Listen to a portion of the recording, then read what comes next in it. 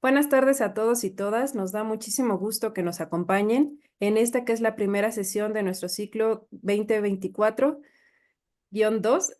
en la cual vamos a tener 4 sesiones súper interesantes, todas ellas. Y bueno, como saben, en esta ocasión vamos a iniciar nuestro ciclo con la presentación de las guías judiciales de conducción de audiencias penales, donde tenemos la participación del magistrado Gánter Alejandro Villar Ceballos, del Centro de Justicia Penal Federal de Tlaxcala, y como comentaristas al doctor Héctor Manuel Guzmán, de la Unidad para la Consolidación del Nuevo Sistema de Justicia Penal del Consejo de la Judicatura Federal, así como los comentarios de la doctora Alejandra Marlene Gómez Barrera de la Universidad Nacional Autónoma de México e integrante también del Foro Latinoamericano de Antropología del Derecho. Y bueno, no podemos iniciar este nuevo ciclo sin agradecer profundamente la colaboración de mis queridas colegas, coordinadoras de este seminario, la doctora Jacqueline Luna del Colegio de San Luis, la doctora Jacqueline Garza del Colegio de Jalisco. Y bueno, en este seminario es también desarrollado a partir de la participación de la ENA, la Escuela Nacional de Antropología e Historia, y recientemente nos ha acompañado también el CIESAS, Centro de Investigaciones y Estudios Superiores en Antropología Social. Y bueno, todo esto es un esfuerzo que es coordinado por el Foro Latinoamericano de Antropología del Derecho, así que es un gusto recibirles en esta que es su casa. Y bueno, vamos entonces a dar inicio a esta primera sesión, que como mencionaba, se titula Presentación de las guías judiciales de conducción de audiencias penales. Y bueno, me voy a permitir presentar a nuestro ponente, quien se va a encargar de presentar justamente los elementos más importantes de estas guías, quien es el magistrado Gánter Alejandro Villar Ceballos, quien es juez del distrito especializado en el sistema penal acusatorio del Centro de Justicia Penal Federal en Tlaxcala, con residencia en Apizaco. Es licenciado en Derecho por la Escuela Libre de Derecho de Puebla, maestro en Derecho Constitucional y Amparo por la Universidad Iberoamericana, Campus Puebla, y especialista en Administración de Justicia en Juzgados de Distrito por el Instituto de la Judicatura Federal. Asistió al curso de inducción del primer concurso interno de oposición para la designación de jueces de distrito, especializados en el nuevo proceso penal acusatorio, en el que resultó vencedor en 2014 con adscripciones en Durango, Morelia, Michoacán, en el Reclusorio Sur de la Ciudad de México y actualmente en el Centro de Justicia Penal Federal en Tlaxcala, como ya mencioné, con sede en Apizaco. Y bueno, cuenta con diversos cursos de capacitación y diplomados en el sistema penal acusatorio, tanto en la Escuela Judicial Federal como en las instituciones educativas públicas y privadas. Magistrado, muchísimas gracias por acompañarnos. Le damos la palabra. Bien, muchas gracias. Pues agradezco la invitación a este evento. Agradezco la presencia también de Héctor Manuel Guzmán, que nos acompañan de la Unidad de Consolidación del Sistema de Justicia Penal Acusatorio del Consejo de la Judicatura Federal, que pues es uno de los actores o artífices en la elaboración de estas guías de conducción de audiencias penales. Y pues aprovecho esta presentación en cuanto a la trayectoria que he tenido dentro del Poder Judicial Federal para aclarar, y eso tiene relación justamente con la presentación de las guías, que cuando se me hace la invitación y veo las fechas, pues aún actuaba como juzgador federal o juez dentro de un centro de justicia penal federal, pero justo a partir de este lunes 19 de agosto inicié funciones como magistrado de circuito, también en un centro de justicia penal federal, pero ahora en lugar de intervenir directamente en las audiencias, mi actuación junto con otros 2 magistrados es revisar en apelación o en amparo, dependiendo del caso, algunos actos de los jueces de control y jueces de ejecución de los centros de justicia penal federal. Esta misma presentación que hacen de mi persona pues sirve justamente para relatar la evolución que ha tenido estas guías de conducción de audiencias penales, que no tienen otra finalidad sino hacer una especie de listado de elementos indispensables que tienen o deben contener cada una de las audiencias que contempla la ley dentro del proceso penal acusatorio. Como escucharon, en 2014 resulté vencedor del primer concurso a nivel federal de jueces del sistema de justicia penal. Ese año, en 2014, se dio inicio con la aplicación del Código Nacional de Procedimientos Penales, tanto en Puebla como en Durango, que es donde yo tuve mi primera adscripción como juzgador. No obstante esto, de manera previa a la publicación del Código Nacional de Procedimientos Penales, ya habían iniciado algunos estados con sus propios códigos locales para instrumentar este proceso penal de corte acusatorio. Y esto se los platico, pues como probablemente lo sepan, previo a la publicación de este Código Nacional de Procedimientos Penales y desde luego la reforma constitucional que le dio origen, teníamos una forma de solucionar los conflictos penales eminentemente escrita. Esto es, que todas las actuaciones se practicaban por escrito. Cuando se ejercía la acción penal por el Ministerio Público, que era el único titular de esa acción, se iniciaba una investigación y ya con los elementos que reunió el Ministerio Público los lleva ante un juez y el juez continuaba con la tramitación ya del proceso penal de igual manera por escrito. Y esto hacía que no, durante la instrucción del proceso penal, no se aportaran de manera recurrente ninguna prueba novedosa, sino ya estaban estas contenidas en la investigación del Ministerio Público. Y cuando se llegaba a la sentencia, pues prácticamente se toman en cuenta las mismas pruebas que ya había tomado en cuenta el Ministerio Público para iniciar el proceso penal ante el juez. Con las críticas que quedaron palpables incluso a través de algunas películas o documentales cinematográficos, que se da impulso a la reforma sobre el sistema del procedimiento penal, ¿no? Que es este camino trazado para que pueda resolverse un conflicto penal, pues transita de este mecanismo que era el escrito, ahora a un procedimiento que es eminentemente oral con la finalidad de transparentar los procesos penales, donde ahora, a diferencia del anterior procedimiento, para poder dictar una sentencia, el juez tiene que estar escuchando directamente a los testigos, recibir las pruebas correspondientes, ver directamente los objetos relacionados con cualquier hecho que pueda considerarse como delito, que es lo que se conoce como la inmediación. Cuando se inicia la aplicación de los códigos locales, Chihuahua, Oaxaca, Durango, entre otros, pues empezamos a ver diferentes formas de llevar a cabo las audiencias. Y no se diga cuando entra en vigor en 2014 el Código Nacional, que suprime los códigos locales para que en toda la República se lleve un único procedimiento con únicas reglas. Pero la aplicación y la forma de llevar a cabo las audiencias, pues lo que nos permitían verificar o advertir es que existían diferentes formas de llevar a cabo las mismas. Y esto generó la necesidad de estructurar las guías judiciales de conducción de audiencias penales, y esto con el apoyo de diversas instituciones. Fundamentalmente, les menciono que participan en su elaboración desde septiembre de 2019 a partir de la gestión coordinada tanto del Consejo de la Judicatura Federal de manera directa y adicionalmente con la intervención de esta unidad que se crea para la consolidación del sistema de justicia penal acusatorio.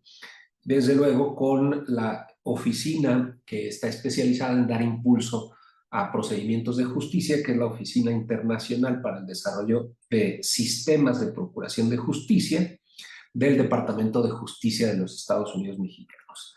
Con el inicio de estos trabajos se va convocando a consejos de la judicatura de los estados de Puebla y de la Ciudad de México, donde van incorporando jueces y magistrados locales para intervenir en la elaboración de estas guías, que como les adelantaba, se trata de una especie de listado de aquellas cuestiones que son indispensables para el desarrollo de una audiencia dentro de este nuevo procedimiento penal para poder resolver ese tipo de conflictos.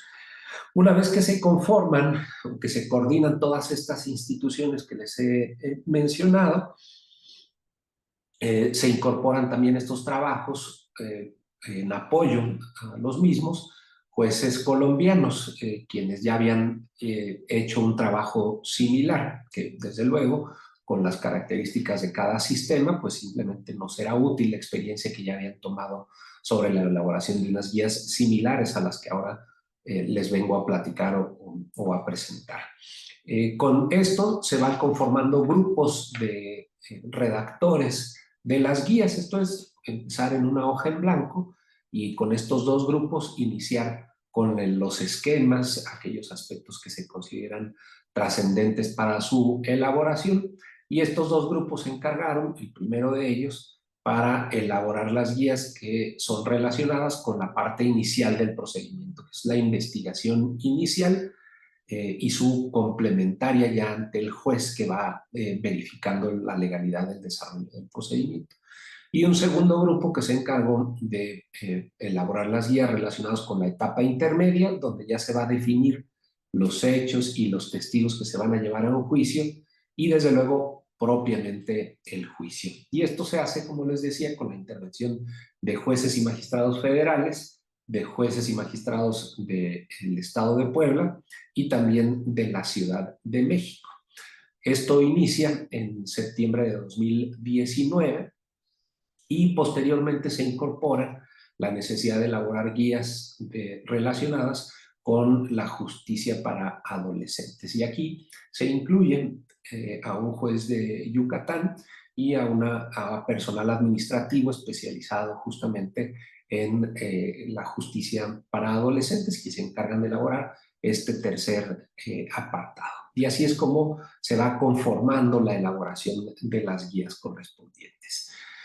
Una vez que estos grupos redactores concluyen con la elaboración de las guías, se crea una plataforma electrónica donde se pueden consultar por quienes intervinieron en la elaboración y se hace una revisión cruzada de estos primeros borradores. Esto quiere decir, el primer grupo de redactores tiene oportunidad de revisar o analizar las guías que se hizo o elaboró el segundo grupo y viceversa. Y a partir de la retroalimentación, pues se van depurando estas guías. Una vez que concluye este primer análisis o este primer revisión de las guías, se lleva a cabo un segundo procedimiento que es la socialización de las mismas, donde en esta misma plataforma que se crea para que pueda verificarse a distancia, se socializa con otros jueces y magistrados, también federales, otros de los diversos estados de la República, pero también ya se da intervención a las defensorías públicas, a la Comisión Ejecutiva de Atención a Víctimas, a las fiscalías estatales, federales, a la Procuraduría Fiscal de la Federación, entre otras instituciones. Y en esta plataforma fueron plasmando ideas, comentarios, críticas a las mismas guías. Con estas críticas se da intervención a otro grupo de juzgadores, jueces, magistrados, federales, locales, que no intervinieron en el primer grupo de redactores. Esto para generar nuevas ideas y depurar y mejorar los primeros trabajos.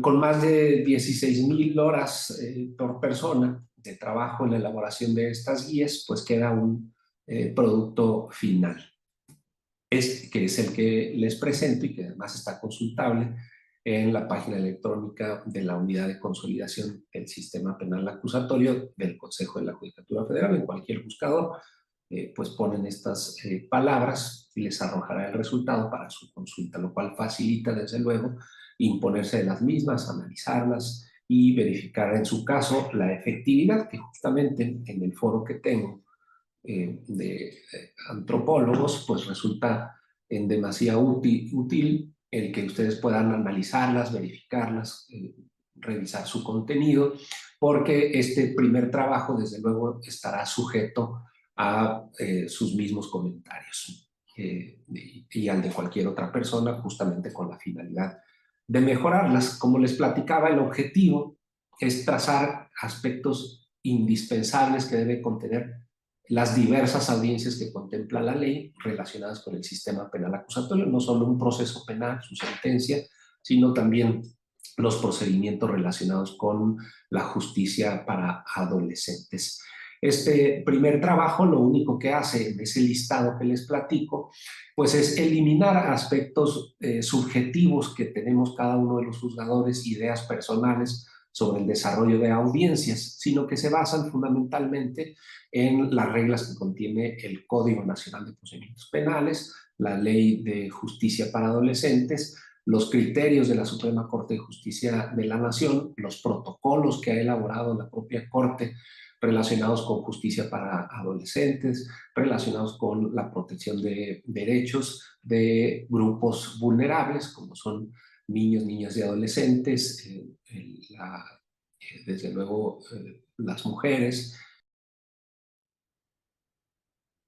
Muy impresionante la labor, ¿no? Todo lo que nos comparte.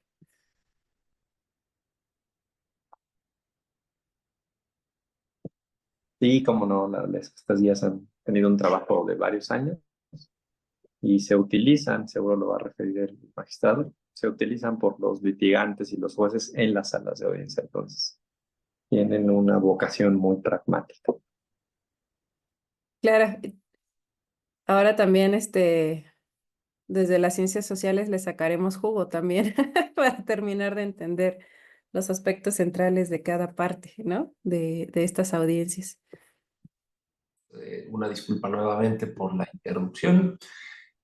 Bueno, bien, continuaré explicándoles aquí la manera en que se fue conformando estas guías de conducción. Como les platicaba, todo este primer proceso que inició en septiembre de 2019, incluso todavía con la emergencia sanitaria que se tuvo, dada la propagación del conocido como COVID-19, no interrumpió las labores de elaboración de estas guías. Se realizaron trabajos a distancia por este mismo método, como es la videoconferencia, destinando a los jueces y magistrados alrededor de 2 horas, 2 veces por semana, y de ahí les platicaba de más de 16,000 horas de trabajo en la elaboración de estas. Ya estábamos en la segunda fase, después de que se socializan, se presenta el producto final que les explicaba. Este listado se basa sustancialmente en las reglas que establece el Código Nacional de Procedimientos Penales, criterios de la Corte Nacional, la Interamericana, protocolos de actuación que ya les comentaba, de protección de las mujeres, de las personas, niños, niñas y niñas, entre otros tantos más, quitándose estos sesgos subjetivos que pudiéramos tener los juzgadores de cómo llevar a cabo estas audiencias, con la finalidad de tener pues este apoyo y no que cada centro de justicia que actúe en una misma audiencia tenga diferente forma de llevarlas a cabo. De ahí que, como verán, pues no se presentan como un formulario a través del cual va a garantizar el éxito de alguna de las posiciones que intervienen en un procedimiento, como es los ministerios públicos, los asesores jurídicos de las víctimas, los abogados defensores, entre otros que pudieran participar, como son desde luego testigos, peritos dentro del procedimiento. Porque el alcance que tienen estas guías no es solo para los juzgadores, esto es que los juzgadores vayan verificando los contenidos mínimos de las audiencias, sino también para todos estos actores que les comento, e incluso los testigos y peritos que acuden a una audiencia en donde puedan enterarse, pues se entiende que no tienen un conocimiento propio de este tipo de procedimientos, pues incluso les resulte útil para saber a qué van a ir a una audiencia, de qué se trata, cuáles son las condiciones que van a imperar en el desarrollo de una audiencia. Pues, por ejemplo, en tratándose de los testigos, pues se contemplan ciertas reglas para la protección de algunos que así lo requieren, ¿no? Que son los testigos protegidos, que se colocan en una sala especial donde solo se les puede escuchar, incluso con la distorsión no solo de su imagen, sino también de su voz en caso de ser necesario, dependiendo de las circunstancias de cada asunto en particular, la cual se retoma porque son reglas que contiene la ley, se retoma dentro de las guías a efecto de verificar. Estas han tenido tal trascendencia que se han considerado como lo que llamamos las formalidades esenciales del procedimiento. Esto es, que si no contienen estos requisitos mínimos que se contemplan en las guías, se pudiera considerar que una audiencia está viciada y existiría la necesidad de que un tribunal revisor declare que deben llevarse a cabo de nuevo para que cumplan con todas estas formalidades. E incluso ya he tenido conocimiento de que algunos tribunales, sobre todo federales, las han tomado en cuenta justamente cuando revisan las audiencias de un juez de control, de un juez de justicia para adolescentes, que contengan estos requisitos mínimos sin los cuales no puede resultar válida una audiencia. Esta forma que se presenta a través de las guías, pues lo único que le da es orden en el desarrollo de una audiencia, que bajo esta nueva mecánica de la oralidad, con independencia de que se videograban estas audiencias y permiten su revisión posterior por tribunales de apelación o de amparo, pues las guías surgen como una herramienta útil para tratar de darle uniformidad, ya sea en la conducción de la audiencia que lleva el juez o, en su caso, la intervención de las partes. Que otro de los objetivos que se busca con estas guías es reducir tiempos. Incluso en una muestra inicial sobre la aplicación de las guías, esto es, que en unos tribunales se utilicen y otros no, ya se ha logrado identificar, salvo mejor opinión o corrección de Héctor Guzmán, que sí se ha logrado una disminución en el desarrollo de las audiencias para que no sean interminables, se evite dar lectura a documentos completos durante el desarrollo de una audiencia, sino que se aborden aquellos aspectos jurídicos trascendentes que debe resolver un juez en estas audiencias de carácter público, donde cualquier persona puede comparecer a su evolución y su celebración, desde luego. Aprovechándome de la desconexión que tuve hace unos momentos por cuestiones técnicos de internet, pues esto en general se presenta no solo el proceso en que se conformaron estas guías, sino sobre su contenido. Son un número importante de guías que, platicando con algunos otros juzgadores, incluso hay algunas que se destacan, que se contemplan por la ley, que hasta el momento ni siquiera ha habido oportunidad de utilizarlos, dado lo novedoso del procedimiento, que ya no es tan novedoso. Ya tenemos 10 años con la aplicación del Código Nacional, pero aún así existen algunas guías que por su naturaleza y su contenido no ha sido necesario se utilicen. De estos trabajos han sido útiles a efectos de generar la necesidad de que se elaboren otras guías, como son los procedimientos de extradición, que tienen una naturaleza distinta, porque se componen por un procedimiento semi-administrativo y semi-judicial. Lo que quiere decir es que no siempre interviene un juez, sino que hay una parte donde interviene una autoridad administrativa, como es la Secretaría de Relaciones Exteriores, la Fiscalía General de la República, y otra donde intervienen los jueces, que aún las resoluciones de los jueces no se tornan como definitivas, pues se componen con una simple opinión jurídica y que finalmente tiene la decisión final cuando se regresa el asunto ante la Secretaría de Relaciones Exteriores. Y esto generó pues ya un trabajo final de las guías de extradición, que me parece está ya pendiente el resultado final de las mismas. Y no solo esto, sino ahora las guías de ejecución de sentencias o de sanciones penales. Esto es, que ahora con este nuevo marco jurídico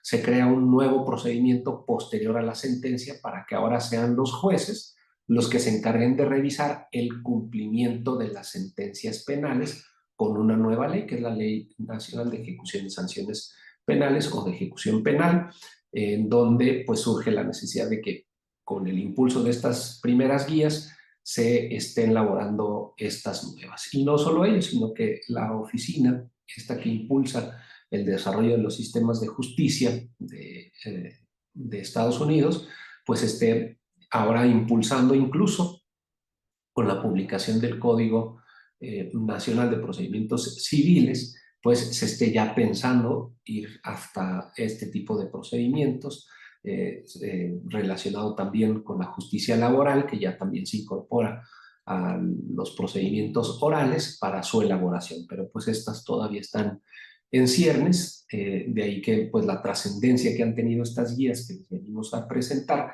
pues ha tenido tanta relevancia que han impulsado estos otros trabajos, pues se ha advertido la utilidad de las mismas para lograr una mejor eficiencia en el desarrollo de las audiencias, que éstas no se tornen en soliloquios que sean interminables o que su duración se extienda más allá de lo necesario para advertir las cuestiones jurídicas relevantes dentro del procedimiento penal. Y pues con esto daría por el momento concluida mi participación. Espero que se haya comprendido la naturaleza de estas guías, cómo se vinieron trabajando para este resultado final que les comparto, ¿verdad? De ahí que pues ahora quedo en espera de sus comentarios, sus preguntas y desde luego los comentarios del maestro Héctor para ello, a menos de que usted, Irene, nos diga otra cosa. Muchísimas gracias, magistrado Villar. Sin duda un proceso muy complejo el que nos comparte. Es bueno también conocer todo esto que nos refiere, porque como ajenos al mundo judicial, al mundo jurídico, pues muchas veces, pues eso, desconocemos todos los aportes, todos los procesos que se tienen que desarrollar para poder generar pues este tipo de herramientas tan valiosas. Y bueno, voy a dar entonces el uso de la voz al doctor Héctor Manuel Guzmán Ruiz y voy a presentar su breve semblanza. Él es integrante del Sistema Nacional de Investigadores de México, nivel 1. Cuenta con estudios de filosofía, de licenciatura en filosofía, en Derecho y en Lengua y Literatura Hispanoamericanas de la Universidad Nacional Autónoma de México, de la especialidad en Derechos Humanos en la Universidad Castilla-La Mancha, de maestría en Periodismo Político en la Escuela de Periodismo Carlos Septién García y de Ciencia Jurídica por la Universidad Panamericana. Asimismo, tiene el doctorado en Derecho en la Universidad Panamericana y de postdoctorado en la Universidad de Navarra. Es autor de diversos libros y artículos de investigación publicados en México y en el extranjero y docente de licenciatura y posgrado. Se ha desempeñado en la Suprema Corte de Justicia de la Nación, la Comisión Nacional de Derechos Humanos, el Tribunal Electoral del Poder Judicial de la Federación y actualmente es secretario técnico de la Unidad para la Consolidación del nuevo sistema de justicia penal del Consejo de la Judicatura Federal. Ha coordinado los trabajos para la generación de las guías judiciales de conducción de audiencias penales, las guías judiciales para la valoración de la prueba pericial y las guías judiciales en materia de extradición, conjuntamente con la Embajada de Estados Unidos de América en México. Además, pues es un querido integrante de nuestra red del Foro Latinoamericano de Antropología del Derecho, que siempre está ahí muy dispuesto siempre a generar vínculos y darnos sus valiosas aportaciones. Bueno, bienvenido, Héctor. Sabes que esta es tu casa y adelante, por favor.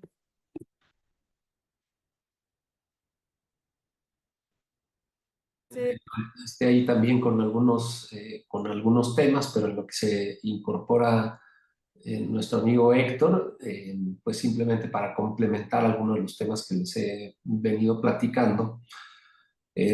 Pues les platicaba yo que hay una monitoreo que ya se ha realizado sobre la aplicación de las guías y he encontrado aquí justo los números sobre ello.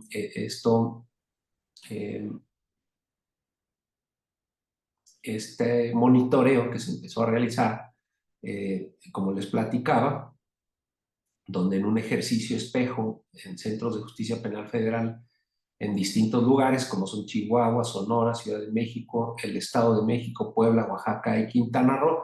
Se eligió algunos centros donde aplicaran estas guías y otros donde no se aplicaran, justamente para verificar si resultaban útiles o no el trabajo que ya les he comentado. Estos monitoreos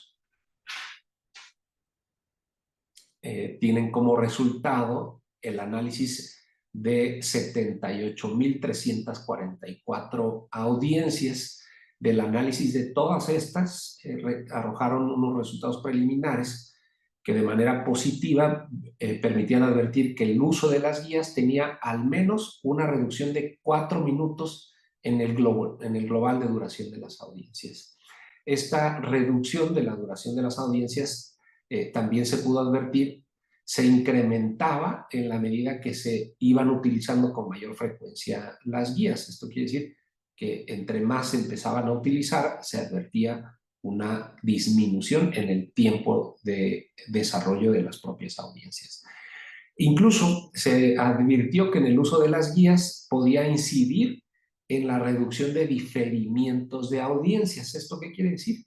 Que las audiencias que se desarrollan dentro del procedimiento penal, existían causas por las cuales las partes solicitaban el diferimiento de la audiencia o que el juzgador advertía que no había condiciones para la celebración de una audiencia.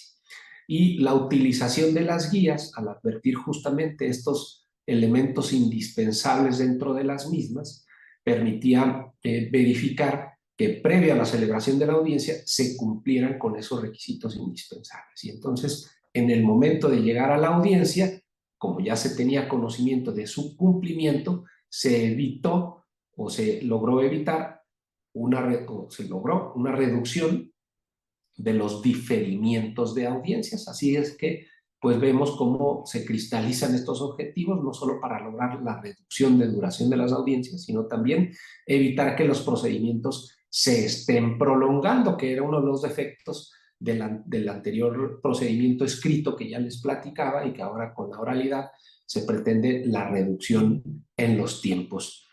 Con la aplicación del Código Nacional de Procedimientos Penales, previo incluso a la emisión de estas guías, de este trabajo, pues se continuaba con la prolongación de los procedimientos, justo porque no se contaba con este tipo de herramientas para verificar que se daban las condiciones para la celebración de una audiencia y evitar así diferimientos que como consecuencia tiene alargar los procedimientos. Entonces, entre este estudio, lo que nos arrojó, pues es lo que ya les platicaba. Entre más se utilicen y más se apliquen, se van acortando tiempos y se van no solo de duración de las audiencias, sino también dentro del propio proceso.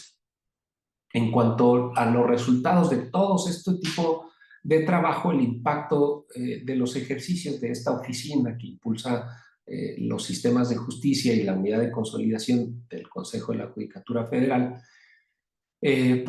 resultó positivo, presentando ciertos números del monitoreo que les sigo compartiendo. La cantidad de usuarios casi se cuadruplicaron en términos del promedio diario, las visitas se multiplicaron por 9, las sesiones casi se cuadruplicaron, las consultas a estas guías aumentaron en un 33% y las visualizaciones se multiplicaron por 65. Esto quiere decir que el ejercicio que estamos realizando el día de hoy de la presentación de estas guías, pues han generado mucho más interés en su análisis, su revisión, para mayor difusión no solo del propio sistema, sino desde luego de los mecanismos que se han realizado para una mayor eficiencia dentro de las mismas. Para verificar el enfoque cualitativo, el impacto de estas guías, se realizaron encuestas y entrevistas.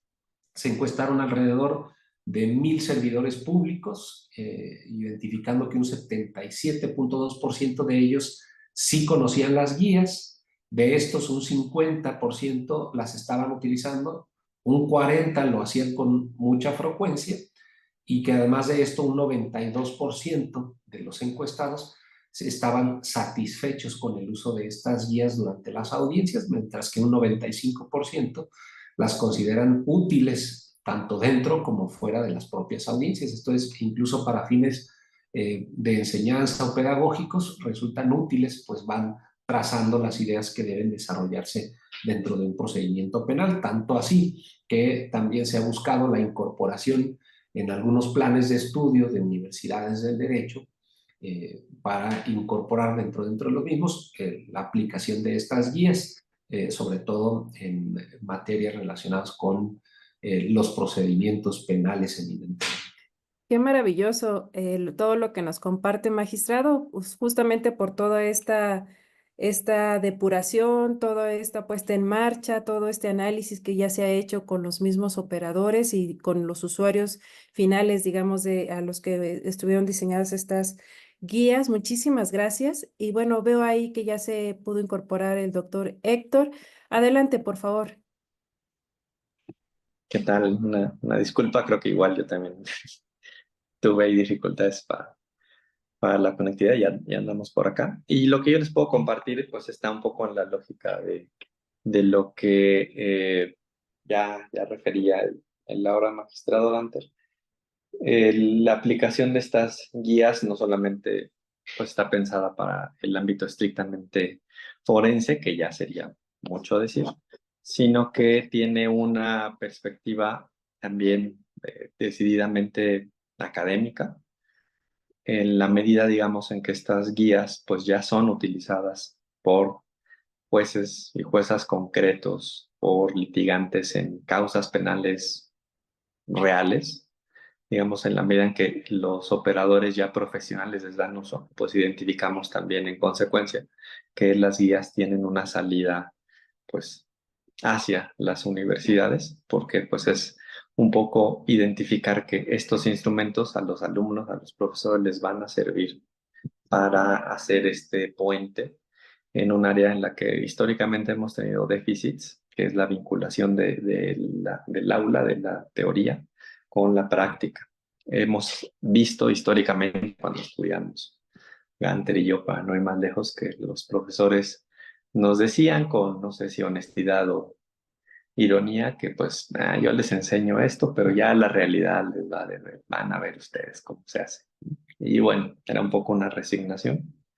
En efecto, había mucha distancia entre la formación del aula y la práctica. Buscamos que con estas guías no sea así, en la medida en que pues un alumno, una alumna inquieta que estudie las guías, le va a dar un sentido de estructura para cuando tenga que intervenir en las audiencias. Una dificultad adicional, que a su vez es una oportunidad, pero en este momento es una dificultad, es que el sistema trabaja con la garantía de defensa técnica. Está muy bien. Esto es, debe de ser representado un imputado, una víctima por alguien que ya está licenciado en Derecho. Eso está muy bien. Tiene el inconveniente en consecuencia de que la figura del pasante como tal ya no opera. Los que nos formamos en el anterior sistema de justicia teníamos la ventaja de que podíamos ir haciendo nuestros pininos, pues ajustando formatos, ¿no? Por escrito, y los revisaba ahí el licenciado, el juez, y uno iba aprendiendo en la práctica, ¿no? La cuestión acá es que uno no tiene esa posibilidad en las salas de audiencias hasta que se licencia.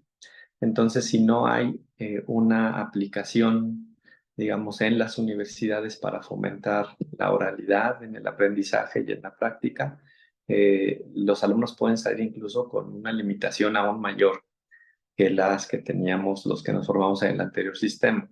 Y hemos visto en las presentaciones que hemos hecho de estas guías en las universidades de distintas partes del país que ciertamente la enseñanza de la materia procesal penal se parece con intensidad a la del anterior sistema, porque se enseña el proceso penal estudiando el Código Nacional, que sin duda pues es una parte muy importante de la formación, pero no tenemos la traducción del aprendizaje del código a la práctica. No es todavía el momento, no estamos ahí. No es el momento para, digamos, a nivel general, hay universidades que lo hacen, pero son la minoría, que tengan como forma de trabajar que los alumnos simulen audiencias de manera general, como parte del aprendizaje en el aula, que participen en concursos, que digamos la formación oral penal sea la regla y no la excepción. Es más todavía una formación escrita y teórica. Entonces, justo una salida que hemos ya dado a estas guías de conducción es que estamos organizando un concurso, ya venimos trabajando justo con el apoyo de Laura Maestro Gander, en operativizar estas guías para la enseñanza del derecho. Hemos hecho unas clínicas con distintas universidades hace un par de años. Hicimos un concurso interno con algunas universidades, la Benemérita Universidad Autónoma de Puebla, la Autónoma del Estado de México y la Universidad La Salle. Con ellos probamos, digamos, que estas guías sirven para poder estructurar simulaciones con un alto grado de realismo, muy parecidas a las que se van a encontrar las y los alumnos ya litigando. Y en esa medida, ahora estamos ya con un concurso metropolitano. Tenemos universidades de la Ciudad de México, más la Universidad de Puebla y la del Estado de México, que están participando en un concurso. Son 8 universidades y el primer parámetro para simular estas audiencias, para participar, es utilizar las guías de conducción. Estamos buscando con este concurso que las personas que participan salgan con un aprendizaje decididamente práctico, justo con miras a que en cuanto se titulen puedan postular, puedan con garantías desenvolverse en las salas de audiencias. Tenemos ahora la situación del paro, entonces nuestra idea, como está estructurado este concurso, es que las audiencias se desahoguen en las salas de oralidad, en los centros de justicia penal federal, que presida una jueza o un juez profesional, y que los alumnos, con el acompañamiento de alguno de sus profesores, litiguen con la máxima sensación de realidad. Digamos que lo único que les faltaría pues, es ser licenciados en Derecho. Pero las carpetas que utilicen pues, son carpetas reales. Todas las formalidades de las audiencias son las mismas, no hay diferencias si son de concurso o no. Ahorita estamos haciendo un ajuste para que este concurso no se detenga y que se realice en alguna sala de las universidades participantes. Participa la UNAM, por ejemplo, además de la UVM, la Escuela Libre de Derecho, el ITAM, en fin, escuelas representativas, digamos. Y estamos haciendo este concurso en la Ciudad de México porque el objetivo es que el siguiente año, de la mano de las guías de conducción, hagamos un concurso de esta naturaleza por centro de justicia. En el país tenemos 42 centros de justicia federales. Entonces la idea es convocar a las universidades ubicadas en las circunscripciones de los centros para tener eventualmente un campeón nacional. Entonces tenemos 42 centros, echando números así redondos, asumiendo que fueran 5 universidades por centro de justicia, pues sería un concurso que aglutinaría a 200 universidades, asumiendo que fueran, bueno, asumiendo, son las reglas de este concurso, involucran 6 alumnos por universidad. Entonces, pues, si hacemos igual la suma alegre, pues por concurso tendríamos 1,200 alumnos y alumnas que habrían litigado en Centro de Justicia Penal Federal. Y si, digamos, sostenemos este ejercicio por 10 años, pues tendríamos 12,000 alumnos, 12,000 litigantes pensando que pudieran dedicarse a la materia, que tuvieron, digamos, una formación muy real, muy aplicada, con garantías, ¿no? Y entonces, en la medida en que esto se continúe, que incluso los tribunales superiores de justicia repliquen un modelo de este tipo, pues podríamos ir sajando esta realidad que en este momento está ahí, entre la distancia del aula y de las salas de audiencias. Y como les decía, pues todo esto es posible porque tenemos unas guías de conducción de audiencias penales que dan esta trazabilidad al el ejercicio de litigación, como bien refería el magistrado, pues realmente dependen de que fue un proceso de elaboración muy exhaustivo que involucró a muchas instituciones, a muchas personas que hicieron la revisión. Y entonces esto da garantías de que uno puede estar en Mexicali o en Tapachula y las guías le sirven igual, que puede estar con un juez que piensa de esta manera, puede estar con otro que tiene un criterio distinto.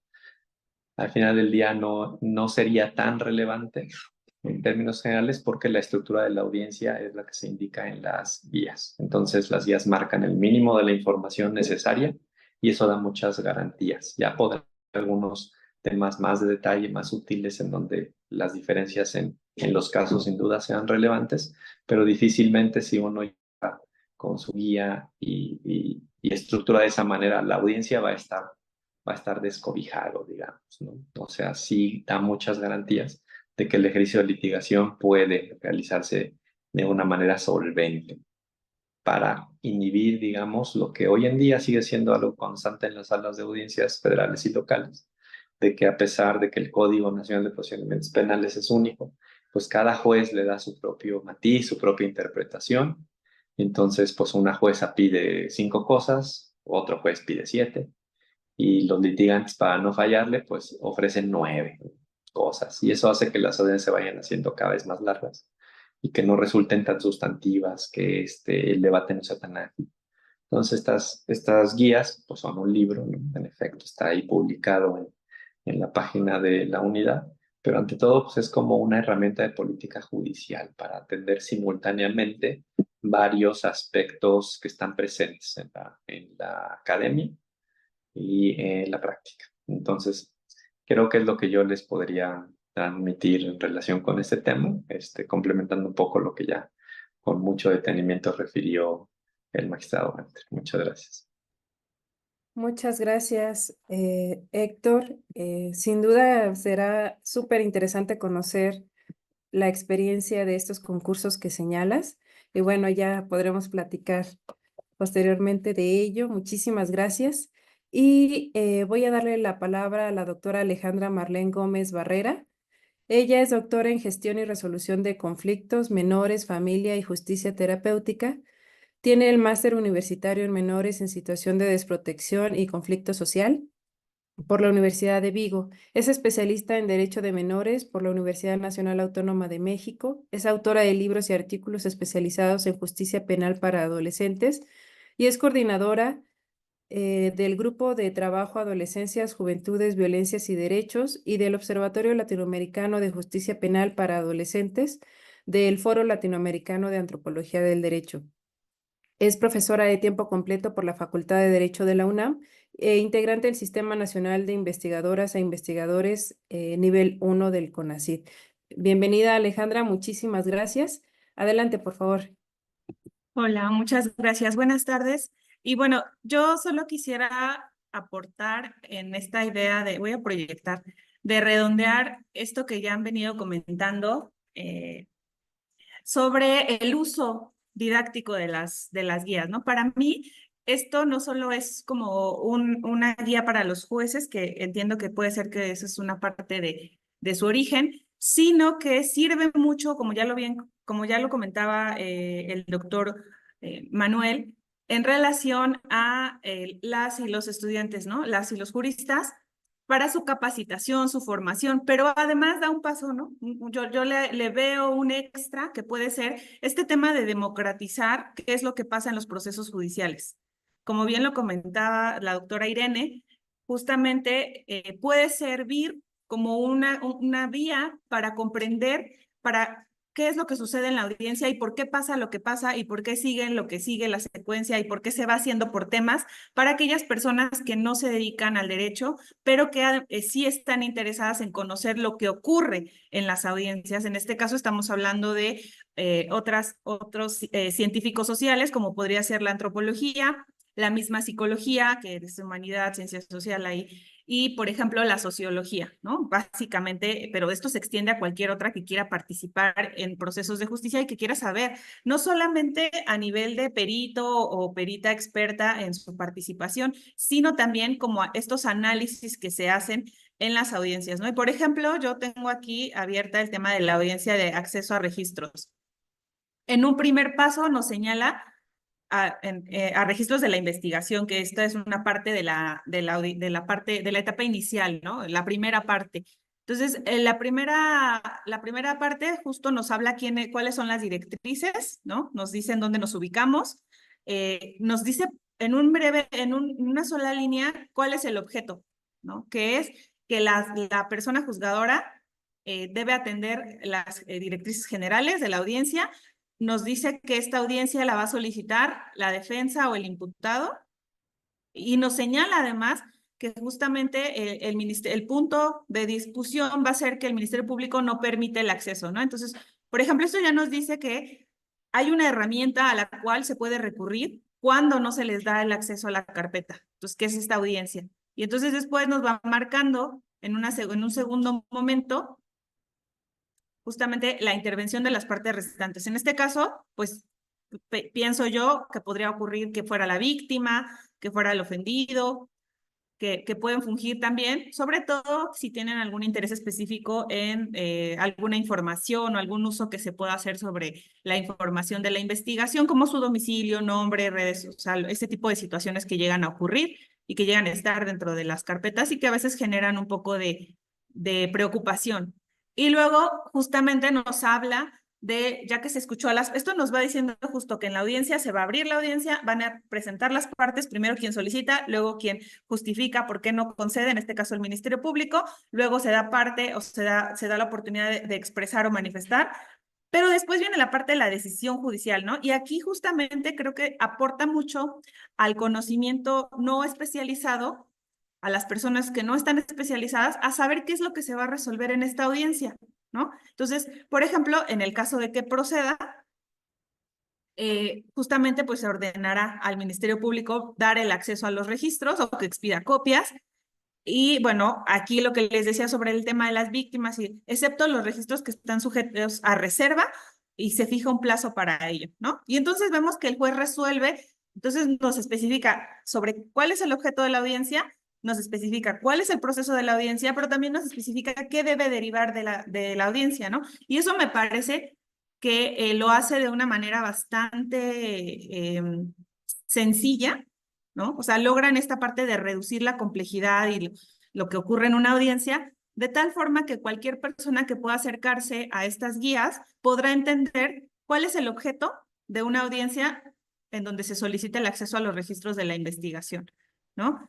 Y entonces así va desglosando cada una. Acá nos señala cuáles son las directrices generales de la audiencia privada y en este caso pues se declara abierta la audiencia por parte del juzgador, luego se identifica fiscal y el objeto de la audiencia, es decir, se tiene que señalar cuál es el motivo de la audiencia y se comunica la metodología en esta parte de que se va a exhortar a los intervinientes a realizar sus manifestaciones de manera clara, puntual, que es lo que un poco comentaba hace un momento el doctor Héctor, sobre este tema de ¿cuál es el objeto?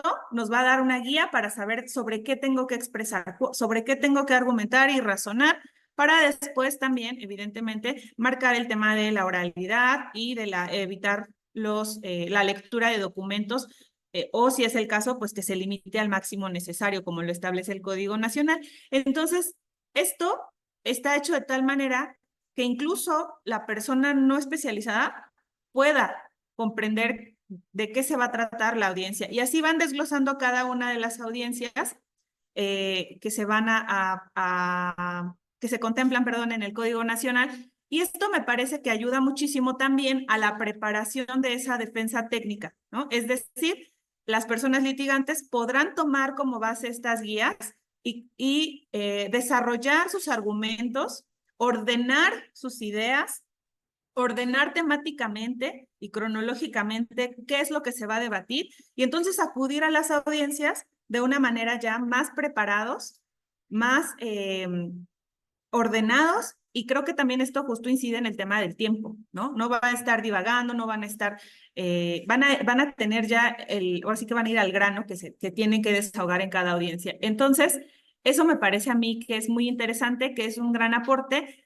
Yo solo le preguntaría, porque eso no encontré la información, ¿qué pasa con el tema? Bueno, no sé si en esta parte de abrirlo al público y observaciones y demás, se convocó a colegios de litigantes que opinaran y aportaran de los estados, ¿no? Porque creo que esa también es una cosa interesante, pero en general las guías me parece que aportan muchísimo a mejorar la práctica, a profesionalizar la práctica y también a homologar, ¿no? Esta cosa de que no litiguemos en un estado de una forma y en otro estado, y sobre todo el plus de que se pueden utilizar por personas no especializadas, que me parece que rompe con esa barrera que existía entre la impartición de justicia y la ciudadanía, ¿no? Hasta ahí dejaría mis comentarios. Muchas gracias y felicidades por el trabajo.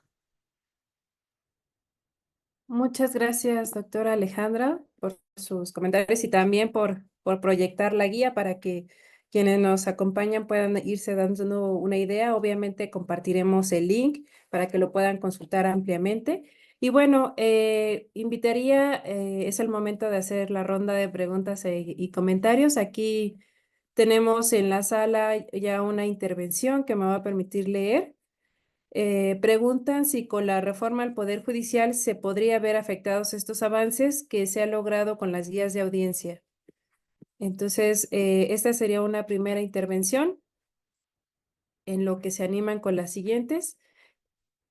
Y adelante, por favor, al magistrado Villar y también al doctor Héctor y la doctora Alejandra, sus opiniones. Adelante, por favor. Gracias, pues si no tienes inconveniente, Héctor, tú nos puedes platicar sobre lo que nos preguntaba la doctora Alejandra de la intervención de alguna barra de litigantes, porque en realidad esto se sujetó a defensorías públicas, fiscalías, procuradurías, la Procuraduría Fiscal de la Federación, entre otros actores, pero de esto pues ahí estás más versado porque fueron los coordinadores de todo este ejercicio, Héctor. Y cómo no, se convocó sí a la Barra Mexicana Colegio de Abogados en la Ciudad de México. Eso fue a través de la Embajada de Estados Unidos, que estaba coordinando, digamos, la interacción con actores diversos al Poder Judicial. Entiendo que creo que solamente se les convocó a ellos. Tuvimos a la Comisión Ejecutiva de Atención a Víctimas y al Instituto Federal de Defensoría Pública, digamos, en esa parte, también a la Fiscalía General de la República, digamos, para tener ahí a la trilogía procesal, pero de postulantes particulares solamente fue con ellos, de lo que logro identificar. Muchas gracias. Sí, Adelante, por favor. permiten ahí con la pregunta, que si con la reforma al Poder Judicial se podrán ver afectados estos avances, pues eso dependerá de quién esté al frente de estos trabajos, ¿no? Porque de acuerdo con la reforma, implicaría la eliminación, por decirlo así, en apariencia, del Consejo de la Judicatura. El Consejo de la Judicatura, como un órgano administrativo, contempla dentro de sus diversas ramas estos trabajos de coordinación para la elaboración de las guías, y pues en esa medida, si se elimina esta oficina, pues ya no habría como el canal de comunicación y dependería de quien esté al frente del órgano administrativo de la Administración de Justicia, pues el que siga dando impulso o no a este tipo de trabajos. Entonces, de ahí que pueda haberse afectado, pues en la misma medida que se afecte, en la misma medida que pudiera no afectarse. Esto dependerá de la voluntad de quienes puedan integrar en su caso algún nuevo órgano administrativo que esté al frente de este tipo de trabajos, si es que se tiene la voluntad de continuar con ellos. Ahí que pues sería meramente opinable sobre esto, porque pues esto dependerá, digamos, de cómo avancen estos temas, a pesar de que por la doctora tuvieran otra opinión sobre ello. Muchas gracias, magistrado. Pues creo que es uno de esos temas, ¿no? Como tantos otros que están un poco en la incertidumbre en este momento. Si llegara a darse la cuestión de la elección de jueces o de personas que, digamos, no tuvieran una carrera judicial como la hemos entendido hasta ahora, pues incluso tal vez en ese contexto las guías adquirían una intensidad todavía mayor, ¿no? Porque personas que, digamos, no están versadas con esto de realizar audiencias, pues ahí está su audiencia, ¿no? Y esto como, pues ahí hay unas guías, ¿no? Tomen, ahí váyase dando una idea de cómo es esto.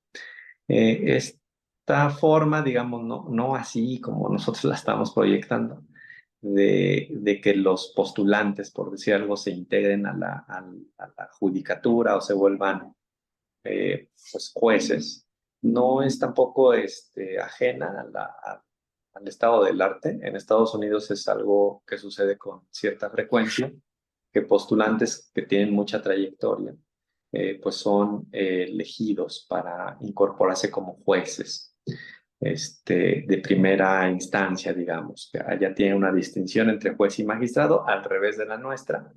Allá el magistrado es el que ve los aspectos inmediatos de control de detención, que es el magistrate judge. Incluso semánticamente es como más correcto, salvo la mejor opinión de Ganter, porque el magistrado es el que se encarga de las minucias. Entonces, suele ser un postulante el que se incorpora y eventualmente ese magistrado puede ser ya ratificado o elegido como juez, ¿no? Una vez que tiene esa experiencia. Entonces, en Estados Unidos tienen estas, pues, las bench books, que son igual guías de audiencia, que de manera muy esquemática les dan como el ABC de qué hacer, ¿no? Entonces, un poco la influencia de allá viene de estas guías de conducción. Sí les puedo decir que las nuestras son muchísimo más exhaustivas, más a detalle. Las de ellos son muy esquemáticas. Es como para que le vaya dando, se vaya orientando. Porque parte del supuesto, desde luego, de que en Estados Unidos la tradición de oralidad es muy larga y que pues los litigantes tienen muchos años en audiencia, digamos. No identifican un poco el parámetro de decisión judicial, pero desde luego identifican cómo se realiza una audiencia. Entonces, si eso fuera el caso, de una manera pues muy insospechada, ¿verdad? Pero las guías, pues podrían ser un apoyo sin duda muy necesario para que personas ajenas a la judicatura, a la formación judicial, ¿no? Que presupone, como muestra pues justo la trayectoria del magistrado Ganter, pues una progresión y un progresivo dominio, ¿no? Del expertise de decidir, y más en materia penal, que es especialmente sensible y compleja. Entonces, si por ahí las circunstancias se dieran en ese sentido, pues las guías tendrían un efecto insospechado, pero seguramente de utilidad. Muchas gracias, Héctor. Eh, bueno, yo quisiera aprovechar, si es que no hay otra intervención, aquí mismo en la sala o en el WhatsApp. Y bueno, sí la hay. Voy a permitirme leerla. Dice, he realizado una revisión rápida al conjunto de guías sobre valoración de prueba pericial y no hay alguna que haga referencia a la valoración social de la prueba. Quiere despejar la duda si esto tiene que ver con el tipo de tiene que ver con que este tipo de prueba no se reconoce en el ordenamiento jurídico de México o es porque no se ha hecho este trabajo. Nos pregunta Elías Lazo. Bueno, Esto yo lo dejo puedo la pregunta. Adelante, por favor. como parte de las guías de judiciales, tenemos varios ramales. La de conducción de audiencias es la principal.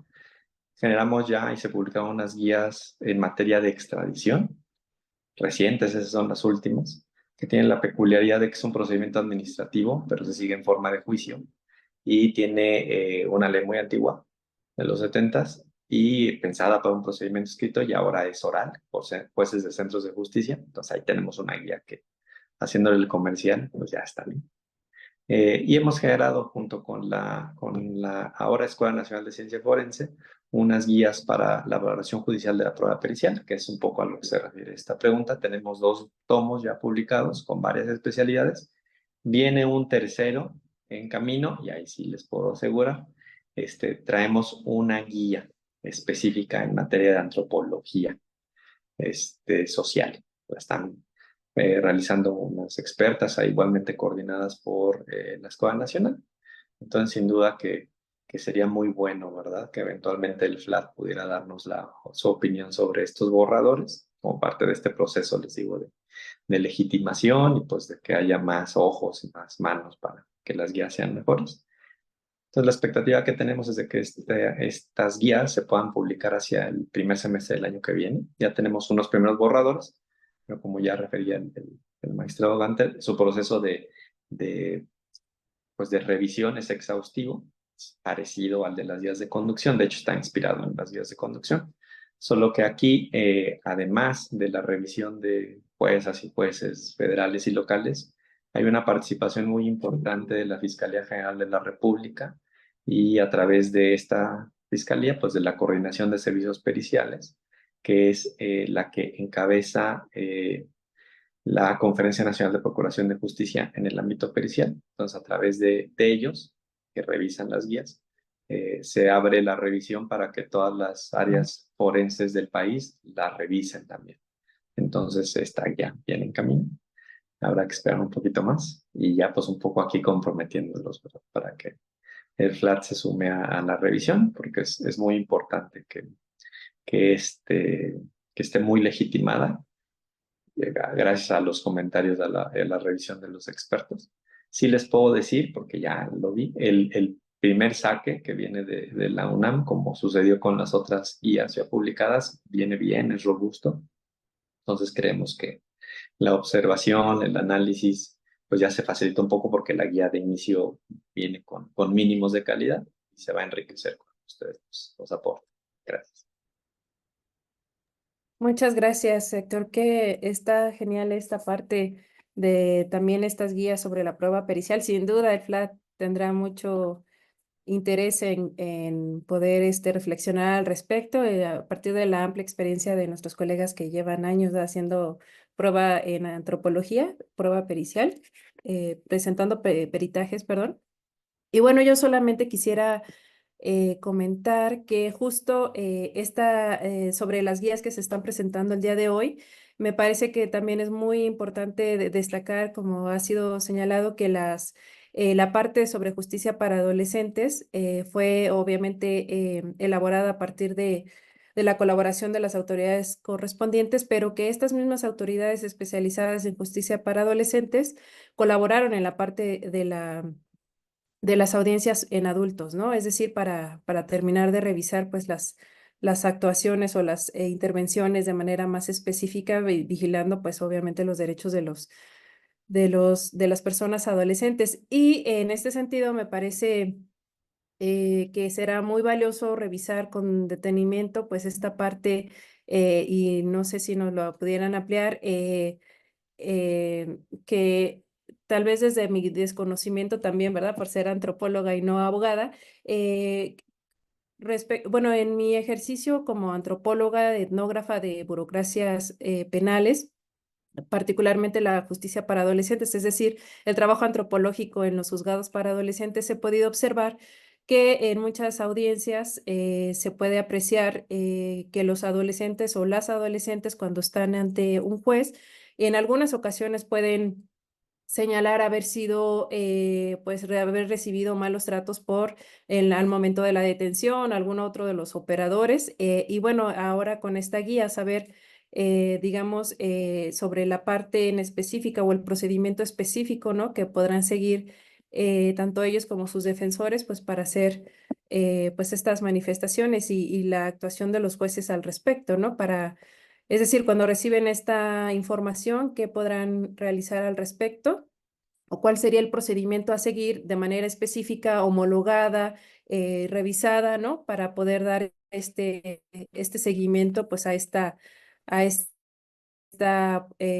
pues sí, esta denuncia dentro del procedimiento. Y bueno, insisto, desde mi perspectiva como antropóloga, creo que es muy valioso todo este esfuerzo que nos han compartido, toda esta ardua labor, los niveles de participación, las autoridades participantes y bueno, que ahora nos provean de una herramienta tan valiosa para también los no juristas que estamos ahí metiendo participando, ¿no? Intentando participar y que vemos también, ¿no? Que este reto que también implica no solo tener la herramienta, sino lograr efectivamente que se materialice en el cambio de prácticas, ¿no? En ese sentido, pues obviamente estos concursos, todas estas otras actividades y mecanismos que han desarrollado, que siguen desarrollando y tienen planeado, pues serán fundamentales para lograr efectivamente esto, porque bueno, algo que observamos como antropólogos y antropólogas es que las prácticas y los sentidos, los significados, las representaciones son elementos completamente difíciles de transformar en esto que se conoce como parte de la cultura jurídica de donde provenimos, ¿no? Así que, pues bueno, saber si nos pudieran compartir algo sobre en este sentido, ¿no? De la importancia que tendrán estas guías en este sentido, para cuando haya manifestaciones de parte de los y las adolescentes de haber recibido algún maltrato en el momento de su detención u otro momento dentro del proceso. Pues si me permiten, de este tema, las guías de conducción de las audiencias de justicia para adolescentes, les platicaba que tratamos de no incluir aspectos subjetivos o pudieran ser opinables sobre lo que deben contener este tipo de audiencias. Y este tema en particular de qué hacer con la información cuando se reciben malos tratos en la detención, pues en realidad pudiera llegar a rayar en el aspecto de estrategias defensivas, ¿no? Porque no sucede solo en la justicia para adolescentes, sino también en la justicia para no adolescentes, ¿no? Personas ya con más de 18 años, con 18 años o más, en el procedimiento ordinario, donde el aspecto en el que se hacen valer malos tratos por parte de agentes que llevan a cabo la detención, que pudieran estos traducirse no solo en tortura, sino en vicios del procedimiento o vicios en la obtención de pruebas, tienen aspectos que tienen como consecuencia cuestiones de valoración por parte del juzgador que lleva a cabo estas audiencias. Entonces, no tanto como un mecanismo de qué hacer con esa información, pues esto correspondería más en realidad a la estrategia que se quiere asumir frente a ese procedimiento por parte de la defensa. Digamos que lo que está estructurado, que esto no lo recuerdo bien si está dentro de las guías, es que cuando se recibe esta información como juzgador, la obligación del juzgador en términos al menos de la ley especial relacionada con malos tratos y la tortura, la obligación de toda autoridad, toda sin distinción, no solo para los jueces, es dar vista con esa información a un ministerio público para que el ministerio público inicie la investigación correspondiente. Eso es lo que está, digámoslo así, normativizado o establecido como una regla infranqueable, porque además en esta ley que les comento se establece como una responsabilidad administrativa de la autoridad que teniendo conocimiento de este tipo de actos no haya ordenado se inicie una investigación al respecto. Pero digamos que hasta ahí quedaría.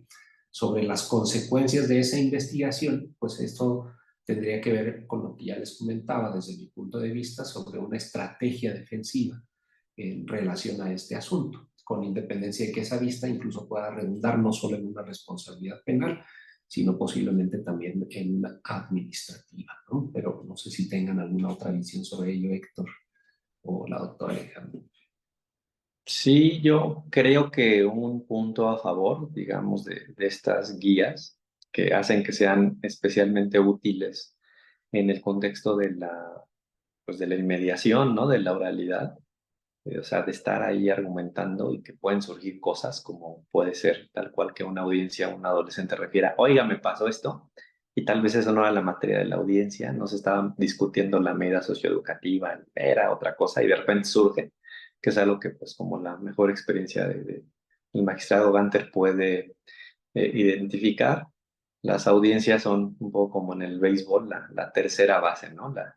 Se le conoce como la esquina caliente. O sea, ahí pueden salir cualquier cosa, ¿no? Entonces hay que estar preparado. Y una de los puntos fuertes, les decía, de las guías, pues es que incorporan no solo la jurisprudencia obligatoria interamericana y de la Suprema Corte, sino los protocolos de actuación.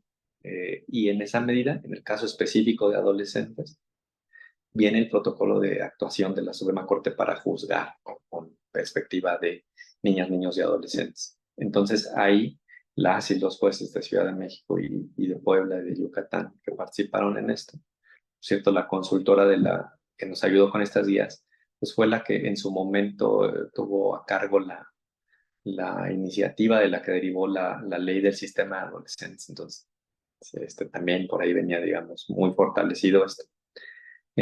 Tiene pues los deberes oficiosos de la persona juzgadora y que en consecuencia, o sea, ya están incorporados ahí. Tenemos en materia de adolescentes, si bien recuerdo, 33 guías especializadas propias del sistema de adolescentes. Como recordarán ustedes, la Ley General del Sistema de Justicia para Adolescentes y pues es especializada, pero tiene como de aplicación supletoria el Código Nacional. Entonces hay una interacción, es un sistema, digamos, con un marco normativo híbrido. Entonces las guías de conducción, cuando hay un tema específicamente de adolescentes, tienen un apartado para identificar un tratamiento diferenciado con adolescentes. Y además de estas guías que no tienen correlativo con el sistema de adultos, sino que derivan específicamente de la ley del Sistema Integral de Justicia para Adolescentes. Entonces ahí, digamos, ya hay una primera salvaguarda de que pues si el menor de edad refiere una situación, el juez que pudiera ser el caso, que no es especializado en materia de adolescentes, en muchas entidades federativas tenemos jueces pues híbridos, ¿no? Lo que los jueces colombianos llamarían jueces promiscuos, que conocen de una y otra materia. El no especializado ahí puede tener un auxilio y en consecuencia también las partes y al final del día siguiendo el deber de defensa técnica, no solamente, digamos, sería la parte en general, sino que es un abogado postulante especializado en justicia para adolescentes. No basta, digamos, el estándar de defensa técnica general de ser abogado, que ya es ganancia, sino que tiene que ser un abogado especializado en justicia para adolescentes. Entonces también ese abogado, esa abogada, ya traería un poco la señal de alerta de qué hacer cuando ese tipo de acontecimiento surja y al margen de eso, inclusive si eso por ahí no estuviera tan fortalecido, las guías marcan los parámetros, que como bien refiere el magistrado Ganter, pues pueden estar en la lógica de darle el tratamiento que ya la jurisprudencia mexicana orienta en materia pues, de tortura, que involucra que si el hecho, digamos, por sí mismo tiene una connotación delictiva, pues se le da vista al Ministerio Público para que se investigue en tanto hecho delictivo, como es el maltrato, ¿no? Sean malos tratos crueles, degradantes o de plano tortura. Y las otras dos posibilidades, ¿no? que involucra la jurisprudencia, que tienen que ver ya con el análisis de la trascendencia o no del acto en sí, del maltrato que refiere al adolescente para cuestiones probatorias.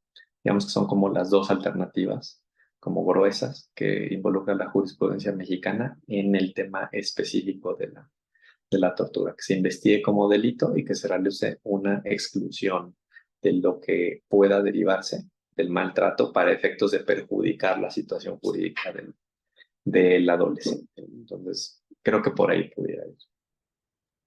Bueno, yo solo quisiera aportar a estos comentarios que algo que es fundamental es comprender que la tortura, ¿no? Cuando se manifiesta en estas audiencias o en cualquier audiencia, tendría que ser una causa de, por lo menos, o sea, de suspensión de la diligencia, además de lo que ya comentan sobre dar vista y sobre todo cuando trata de adolescentes y en el sistema, pero de cualquier persona, incluso adultos, tendríamos que empezar a aplicar justo los lineamientos del protocolo de Estambul, en específico en el tema de la salvaguarda de las personas. ¿A qué me refiero con eso? El Ministerio Público que está en la audiencia donde el adolescente llega a denunciar la tortura, evidentemente es parte del órgano que cometió el acto.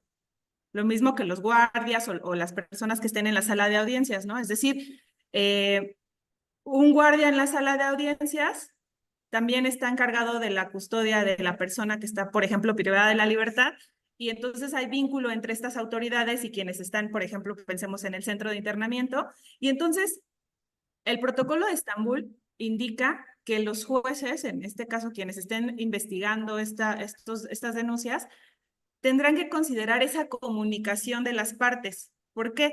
Porque, por ejemplo, si se va a denunciar al Ministerio Público que lo detuvo por tortura, pero está el Ministerio Público en la audiencia, es evidente que esa va a haber comunicación, ¿no? Porque a veces, como bien lo comentaba el doctor Héctor, a veces es tan chiquito el personal, la oficina en la que están, pues que participan en varias funciones, ¿no?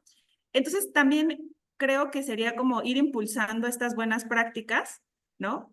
¿Para qué? Para salvaguardar la integridad de las personas. Una cosa que marca el protocolo es que una vez que se denuncie esto, tendrá que asegurarse su integridad, tomando en consideración a las partes que pudieron haber escuchado la denuncia, ¿no? Porque, o sea, con la jueza o con el juez está muy bien, a salvo, pero ¿qué va a pasar cuando lo trasladen de nuevo al centro? ¿No? Y eso es poner en riesgo. ¿Y qué va a pasar, por ejemplo, si en la carpeta de investigación tienen conocimiento de su domicilio, de los teléfonos de su familia? Y esas son las cosas que se involucran cuando hay denuncias o casos de tortura. Entonces, es por eso que considero también muy importante incluir estas prácticas, ¿no? De poner en marcha mecanismos de protección para las personas. Ya sé que está esta parte de no subjetivizar y no hacer tanto tan casuístico, porque igual suspender una audiencia inicial cuando está una denuncia de tortura, e investigar y qué hacemos con el término y demás, son cosas bastante complejas, ¿no? Pero sí es importante que consideremos que en estos casos la seguridad y la integridad pues está ahí en juego también, ¿no? Si bien es cierto, puede ser que no sean actos y que solo sea una estrategia o que solo sea, pero también es cierto que pues las torturas desafortunadamente existen en nuestro país, ¿no? Entonces tendríamos que empezar a incorporar esos mecanismos de protección, sobre todo cuando estamos hablando de personas adolescentes. Gracias. Sí, esto es un gran aporte, si me permiten, porque no escapa de las propias guías, como nos adelantó el doctor Héctor. Es supletorio de aplicación a los procedimientos de justicia para adolescentes el Código Nacional de Procedimientos Penales. Y justamente el Código Nacional de Procedimientos Penales contempla la suspensión de una audiencia cuando se advierte cuestiones que pudieran resultar en afectación de las, señala particularmente a las víctimas, pero ello no es privativo a que pueda extenderse a los derechos de quienes están siendo puestos a disposición de un juzgador, porque la lógica que impera en este tipo de procedimientos, que quien realiza la detención es un policía, y ese policía tiene la obligación, al menos en términos de justicia para adolescentes, de solicitar la intervención de quien tenga la capacitación para la detención de adolescentes, ¿no? Que es como un requisito indispensable que debe valorar el juzgador, y ese aspecto sí está contemplado dentro de las guías.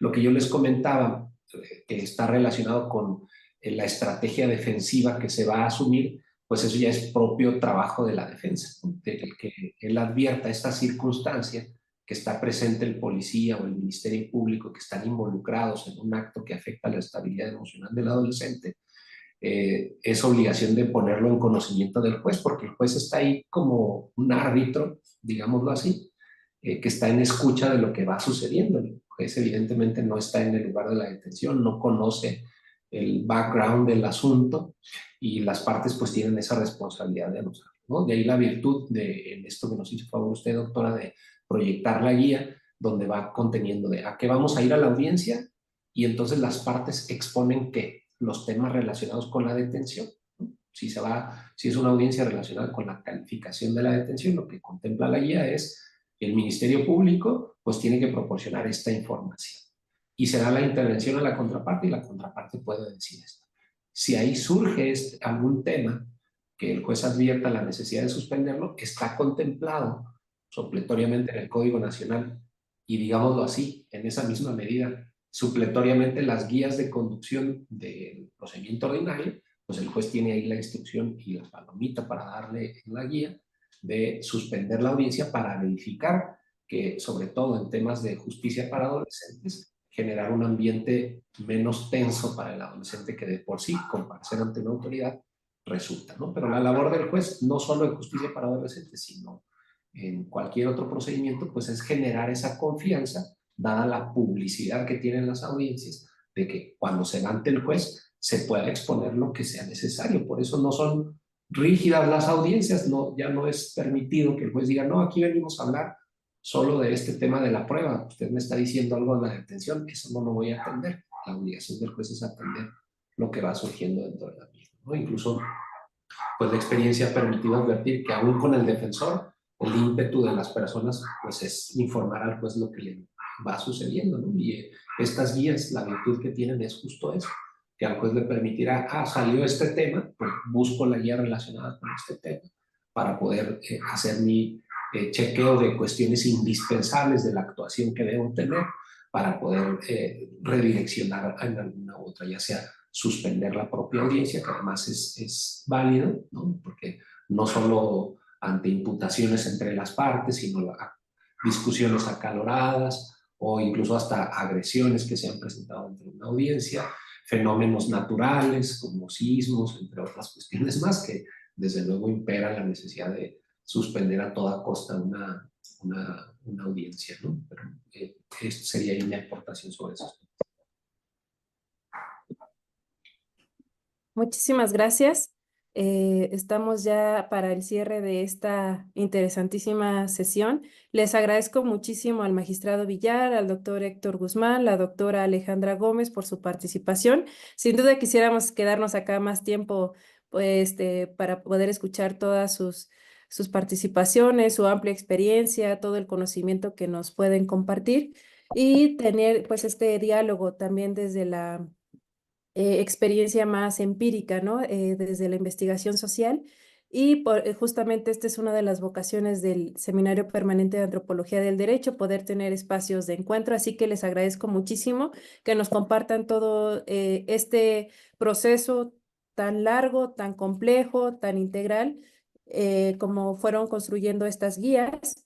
La invitación que nos hace nuestro querido Héctor a participar en comentarios a la guía de peritaje, que sin duda estaremos muy interesados e interesadas. Y solamente dejar el comentario de Elías Lazo, que también nos refiere que ojalá se incluya la participación de instituciones y colegios de otros países como Colombia, México, Perú, con trayectoria para que hagan sus comentarios y valoraciones sobre la guía pericial en antropología social. Así que, Héctor, te dejamos aquí estas buenas intenciones de que pudieras tener un mayor alcance la participación de las y los antropólogos en estos análisis. Y bueno, muchísimas gracias nuevamente y solamente dejar aquí anotado que nuestra siguiente sesión será el 25 de septiembre. Se titulará Las geografías jurídicas del despojo en la Ciudad de México. El ponente será el doctor Rodrigo Meneses del Centro de Investigación y Docencia Económicas y el comentarista será el maestro Alejandro Velázquez del Frente por la Defensa de los Derechos de Pueblos y Barrios Originarios de la Cuenca del Anáhuac. Así que ya anoten por favor en su apretada agenda esta sesión. Ojalá nos puedan acompañar y pues nuevamente agradecer este nuevo ciclo que iniciamos a la doctora Mónica Luna, a la doctora Jacqueline Garza, con quien tengo el gusto de compartir la coordinación, y también, sin duda, la valiosa participación del ingeniero Carlos Núñez del Colsan, que nos está apoyando siempre desde el aspecto de la transmisión y cuestiones técnicas, y al equipo conformado por Diego, Regina, Fanny y Atena, que hacen posible este espacio. Así que muchísimas gracias a todos y todas y nos vemos próximamente el 25 de octubre. Gracias, muchas gracias a todos y todas. Muchas gracias, buena tarde. Buena tarde.